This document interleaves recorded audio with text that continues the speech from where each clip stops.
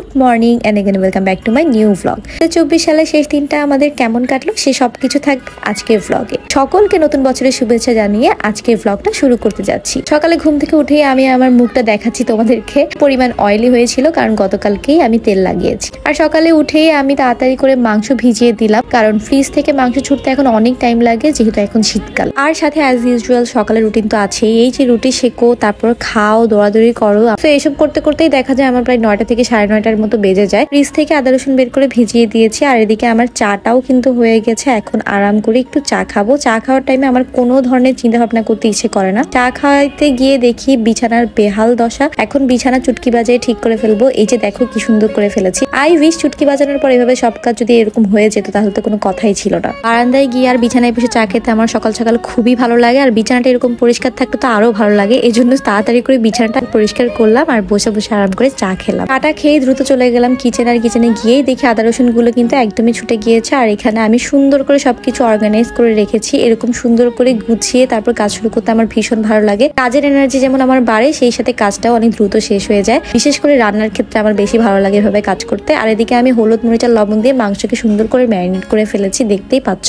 তোমরাও কি রান্না করতে গিয়ে কাজ শুরু করার আগে এরকম সবকিছু গুছিয়ে রাখো কিনা আমায় কিন্তু অবশ্যই কমেন্ট করে জানাবে, ঠিক আছে? তোমাদের মনে হয়তো এখন অনেক প্রশ্ন এসেছে যে আজকে কেন পোলাও মাংস এসব রান্না করছি। তোমাদের কিউরিওসিটি এখনই আমি মিটিয়ে দিচ্ছি। আজকে বেসিক্যালি আমার ননদরা আসবে।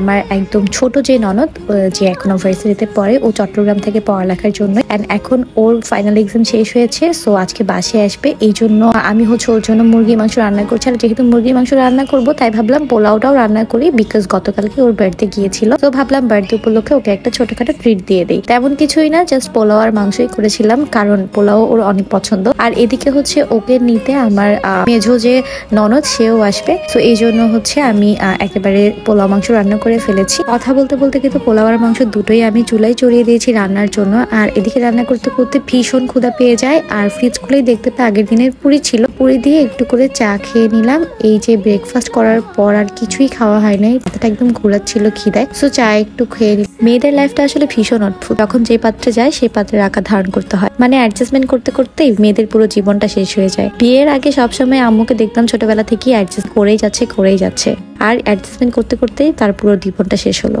আর এখন বিয়ের পর আমিও সেম জিনিসের মধ্য দিয়ে যাচ্ছি। আসলে প্রত্যেকটা মেয়েকে অ্যাডজাস্টমেন্টের মধ্য দিয়ে যেতে হয়। কথা বলতে বলতে আমার রান্না বান্না কিন্তু অলমোস্ট ডান, কিন্তু রুমে গিয়ে দেখি আরো এক গাদা কাজ আমার জন্য ওয়েট করছে। মানে আলমারিটা গুছানোর জন্য আমি সব জামা কাপড় বাইরে বের করে রেখেছিলাম, এন্ড কিছু কিছু জামা কাপড় গুছিয়ে রেখেছিলাম। সেই সব জামা কাপড় আলমারিতে ঢুকিয়ে আলমারিটা পুরো একদম অর্গানাইজ করে তারপরে আমি শাওয়ারে চলে গিয়েছি। আর শাওয়ার করে লাঞ্চটা সেরে নিয়েছিলাম সবাই মিলে। সেসবের আর কোনো ক্লিপই নেওয়া হয়নি। একটু রেস্ট নিয়ে তারপরে উঠে আমি আমার পুরো ড্রেসিং টেবিলটা সেদিন পরিষ্কার করেছিলাম, বিকজ আমি চট্টগ্রাম গিয়েছিলাম এর মধ্যে। আর পুরো ড্রেসিং টেবিল আলমারির অবস্থা খুবই খারাপ অবস্থায় গিয়েছিলাম। এন্ড এগুলো সবকিছু অনেকদিন পর্যন্ত এলোমেলো ছিল, রুমটা পুরো অগোছালো ছিল। এখন সবকিছু একটা একটা করে পরিষ্কার করছি। ড্রেসিং টেবিলটা গুছানোর পর দেখো এখন কত সুন্দর লাগছে। আর এই সমস্ত কাজ শেষ করতে করতে আমার কিন্তু প্রায় সন্ধ্যা হয়ে গিয়েছিল। আর তোমাদের ভাইয়াও আসার টাইম হয়ে গিয়েছিল। আমরা আগে থেকে প্ল্যান করেছিলাম 31st নাইটে এবার আমরা কোথাও ঘুরতে যাবো, সন্ধ্যার দিকে। বাট সমস্ত প্ল্যান ক্যান্সেল হয়ে যায়, কারণ দেশের অবস্থা এখন যেরকম, মানে আশেপাশে কোনোখানে যেও এখন সেফ না। আর তাছাড়া কোথায় কোন আন্দোলন বেঁচে যায় কোনো কিছুরই কোনো ঠিক ঠিকানা নাই। তো সবকিছু চিন্তা করে আমরা আমাদের প্ল্যান চেঞ্জ করলাম। যেহেতু এবার আমাদের প্রথম 31st নাইট,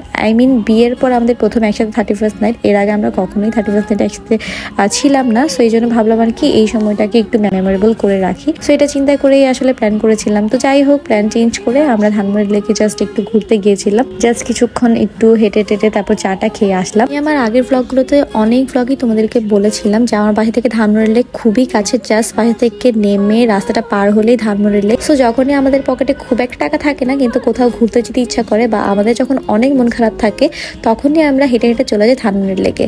ধানমন্ডি লেকে বড় গাছগুলোর নিচে বসে থাকলেও দেখা যায় মনটা খুব ঠান্ডা হয়ে যায়, মনটা খুব ভালো হয়ে যায়। ধানমন্ডি লেকের ভিতরে গিয়ে নায়ুর রেস্তোরাঁতে গিয়ে বসলাম। আর এখানে আমরা একটা চাউমিন আর দুটো চা অর্ডার দিয়েছি। আর সেগুলোর জন্য ওয়েট করছিলাম কখন খানাটা আসবে। আর এদিকে আমি আমার পেজের ইয়ারিং পরেছি, সেটাই তোমাদের সাথে দেখানোর চেষ্টা করছিলাম। এই ইয়ারিং গুলো কিন্তু এত সুন্দর। আর এগুলোর উপর কিন্তু নিউ ইয়ারের উপর ডিসকাউন্ট চলছে। ডিসকাউন্ট অফার এভেল করতে হলে তোমরা কিন্তু তাড়াতাড়ি করে পেজ ইনবক্স করে ফেলো। কিছুদিন আগে আমার রেগুলার যে পাঞ্চ ক্লিপ আমি পরি সেটা ভেঙে গিয়েছিল অ্যান্ড ভ্যান গাড়ি থেকে এই পাঞ্চ ক্লিপটা আমি কিনেছি। এই পাঞ্চ ক্লিপটা অনেক cute, I must say, but সবার কাছে এই ক্লিপগুলো আছে, খুবই ট্রেন্ডে এই ক্লিপগুলো। এই ট্রেন্ডে অংশগ্রহণ করতে না পেরে আমার আসলে ভীষণ মন খারাপ হচ্ছিল। পরে আমিও ভাবলাম যে আচ্ছা ঠিক আছে, আমিও এই ক্লিপগুলো একটা নিয়ে ফেলি। সো আমিও এই ক্লিপগুলো নিয়ে ফেলেছি, যেহেতু আমার আগের ক্লিপটা ভেঙে গিয়েছে। ধৈর্য ধরতে ধৈর্যের সীমা যখন ছাড়িয়ে গিয়েছে তখন ভাবলাম যে না, খাবারের জন্য আর ওয়েট করা যাবে না। এমনিই প্রচন্ড ক্ষুধা পেয়েছে, খাবারের জন্য ওয়েট করতে করতে আরো ক্ষুধা বাড়ছে। চাই এবার একটু ছবি ভিডিও তুলতে গেলে খাবারের কথা মনেই থাকবে না। তো যেই ভাবা সেই কাজ, আমি ছবি ভিডিও তুলতে গিয়ে দেখি ওমা আমার হাতে যে ফুলটা ছিল সেটা আস্তে আস্তে খুলে পড়ে যাচ্ছে। সো ওইটাই ফিক্স আউট করছিলাম, আর এগুলো করতে করতে দেখো খাবারও কিন্তু চলে এসেছে। খাবারটা আসা মাত্র কিন্তু আমরা দুজনের এক মুহূর্ত দেরি করিনি, তাড়াতাড়ি করে খাবার সাবার করতে চলে গিয়েছি। আর ট্রাস্ট মি, এখানকার খাবার আমার বরাবরই অনেক বেশি ভালো লাগে। দাম অনুযায়ী আমি বলবো রেস্টুরেন্টের তুলনায় এখানকার খাবার অনেক বেশি ভালো। তোমরা যদি রেস্টুরেন্টে যাওয়ার টাকা পয়সা আমাদের মতো না থাকে তাহলে কিন্তু তোমরা এখানে এসে অনায়াসে খেতে পারো। এরপর কিন্তু আমরা দুজনে মিলে দুটো চা খেয়ে নিয়েছিলাম। আমি বরাবরের মতো দুধ চা আর আমার জামাই বরাবরের মতো রং চা। পেট ভর্তি করে খাওয়া দাওয়া করে এই তো এখন বাসার দিকে রওনা দিব। খুব বেশি একটা সময় হয়নি, 7টা সাড়ে 7টার মতো বাজে। আর এই যে দেখো না, গাছের মধ্যে কি সুন্দর করে এরকম বাতি জ্বালিয়েছে। এই ধরনের লাইট লাগালে আমার আসলে খুবই ভালো লাগে, আর এই ধরনের লাইট লাগালে আমার একটা ফেস্টিভ ভাইব আসে। সো যাই হোক, এখানে সুন্দর করে একটু ছবি ভিডিও করছিলাম তোমাদের জন্য।